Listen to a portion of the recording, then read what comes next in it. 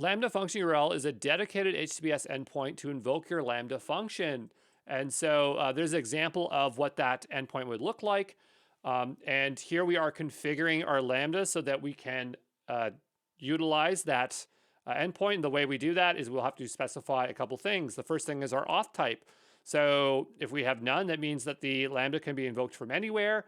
If we specify IAM, then that means that you need to have a signed request using an IAM principal, and then use a tool like AWS curl so that you can invoke that via your CLI. So hopefully that is clear there.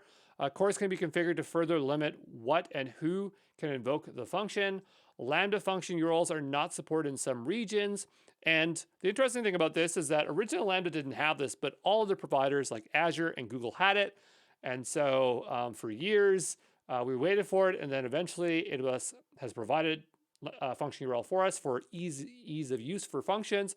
Really, Lambdas should be always placed in front of an API gateway or an application load balancer, but for very simple cases, or when you're starting out with Lambda, you might want to utilize this function URL feature, okay?